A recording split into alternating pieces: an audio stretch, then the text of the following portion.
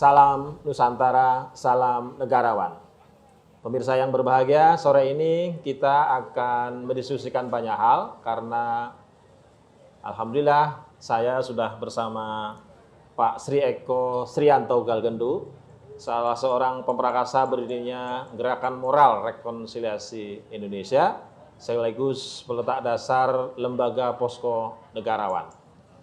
Kita akan mendiskusikan beberapa hal yang berhubungan dengan kondisi mutakhir Indonesia dan bagaimana cara mengatasi persoalan-persoalan tersebut. Selamat sore, Pak Eko. Selamat sore, Prof. Apa kabar? Ya, baik. Jadi kita ingin tahu, Pak Eko, pandangan Pak Eko hari ini soal Indonesia. Apakah akan terus membaik atau terus begini, dan apa pikiran-pikiran Pak Eko untuk melihat persoalan-persoalan tersebut? Kami pastinya merasa prihatin melihat kondisi perkembangan Indonesia sekarang ini. Khususnya perkembangan terakhir masalah ideologi Pancasila yang menghadapi tantangan ideologi khilafah dan komunis secara bersamaan. Kedua, kami melihat perkembangan politik di tahun 2023 ini mengarah kepada politik divide et impera, yaitu memecah belah dan kemudian mengadu domba. Ketiga, dalam masalah ekonomi di tahun 2023 seperti statement daripada Bapak Presiden Republik Indonesia, Bapak Insinyur Joko Widodo, bahwa kondisi tahun 2023 ini dalam kondisi suram dan gelap. Maka di tengah kondisi sekarang yang kita belum tahu jalan keluar dari permasalahannya, maka harapan kita pastinya jangan sampai kemudian terus pemerintah membebani dengan hutang dan melakukan suatu pembangunan yang tidak strategis, tidak efisien, tidak tepat guna. Keempat adalah masalah sosial, di mana masalah sosial ini akan dipicu oleh kesenjangan ekonomi yang kita khawatirkan akan membawa ke dalam kondisi konflik masyarakat, begitu. Itu artinya peran negarawan dibutuhkan sekarang? Benar.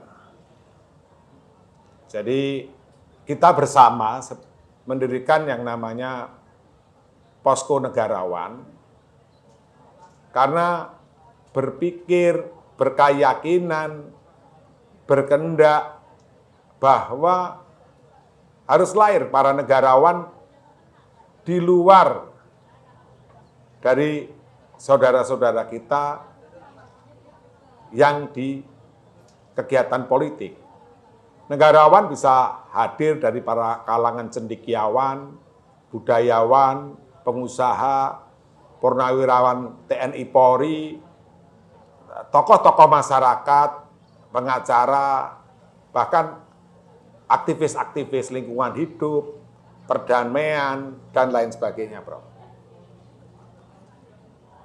Kalau mereka sudah ada tetapi kurang berperan, kira-kira apa penyebabnya? Apakah karena mereka bertuhan tapi tidak menjalankan perintahnya, ataukah karena sistemnya yang belum sesuai dengan kondisi masyarakat kita?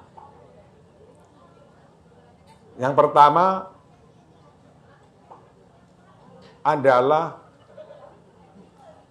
pemberdayaan daripada peran para sahabat-sahabat negarawan yang mungkin mereka perlu suatu kebersamaan, suatu titik temu bersama, sehingga ada niatan hati untuk bersama-sama membuat perubahan di Republik yang kita cintai ini.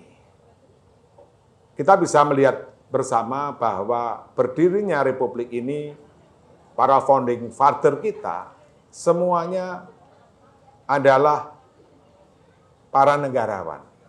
Saya yakin sewaktu kita bersama-sama yang di Posko Negarawan punya suatu inisiatif untuk mengetuk silaturahmi, menemui para tokoh-tokoh yang kita anggap sebagai sosok-sosok negarawan, pasti mereka kemudian akan terpanggil untuk bersama-sama. Kalau dalam bahasa Jawa itu saiyek saeko proyo saeko prapti, bersama-sama dalam suatu kehendak, bersama-sama dalam suatu tujuan, bersama-sama dalam suatu ikatan kebersamaan untuk dan demi Republik Indonesia yang kita cintai ini. Dengar-dengar Pak Eko ini bisa bahasa bumi. Bolehkah dibocorkan kepada kita dalam bahasa bumi kehadiran negarawan itu sudah harus sekarang atau memang ada hal-hal lain yang harus dia dihadirkan di Indonesia? Terima kasih Prof. Ini bahasa bumi yang keluar ini dalam mungkin bahasa Jawa Sansekerta ya. Bahasanya seperti ini. Sun kolo sangko kalono nyawiji marang bumi siro bukaan apa sing dadi jangka cakra panggilihaning jagat. Artinya ketika waktu daripada sangkakalana. Jadi kami ini memahami mungkin berbeda ya dalam pemahaman sangkakalana. Kami memahami sangkakalana ini, sang itu sesebutan untuk yang besar dan agung. Kala itu adalah waktu. Jadi ketika waktu yang penuh dengan kebesaran dan keagungan itu sudah datang, maka sun artinya kita sebagai sesama dan semua anak bangsa itu untuk ikut datang bersama menyambut dan berkarya dalam waktu kebenaran zaman. Jadi sudah waktunya dan menunjuk pada waktu kebenaran daripada zaman. Kalau sekarang sudah waktunya, program pertama yang teman-teman mau lakukan di Posko Negarawan itu apa?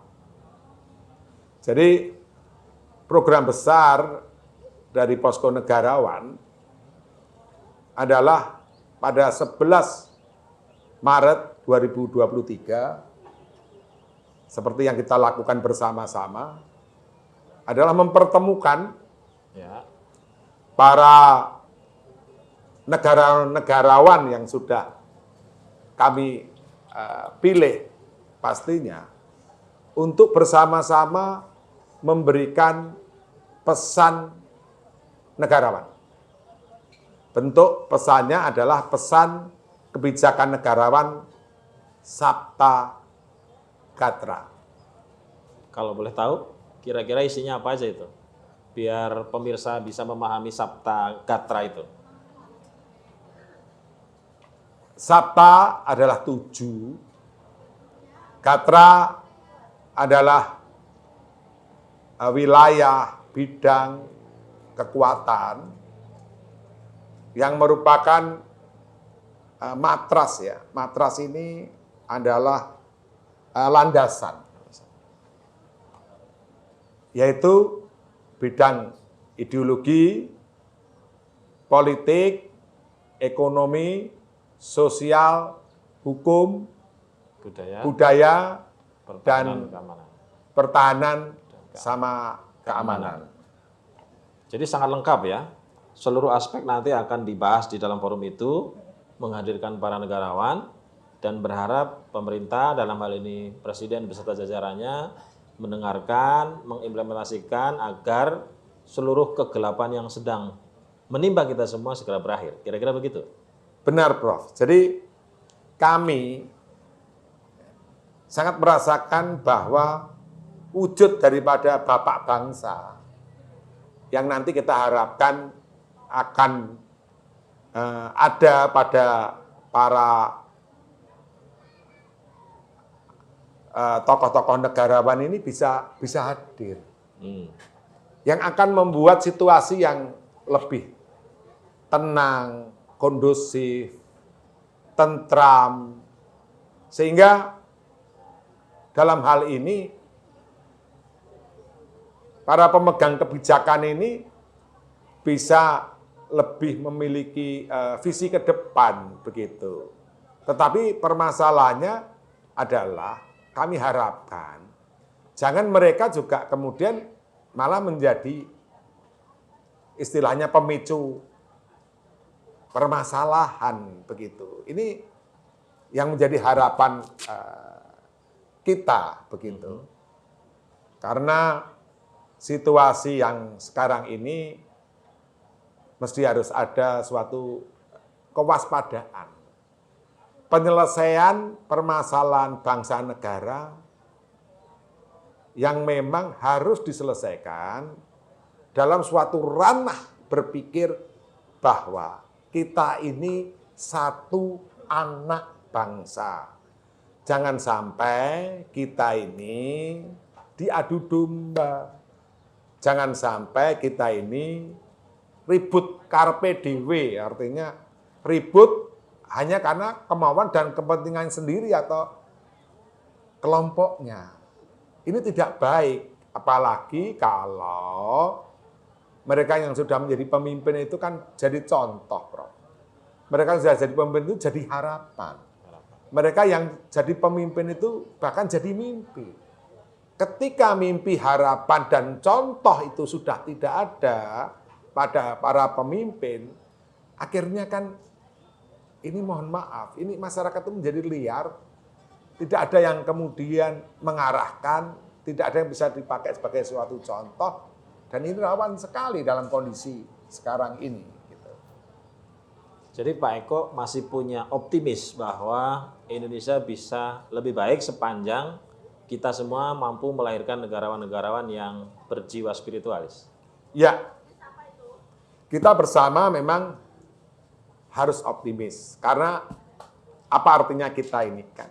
Kita ini hanya punya hati untuk mengetuk para negarawan-negarawan ini. Ayo kita bertemu, kita bersama-sama, kita menautkan hati dan pemikiran kita.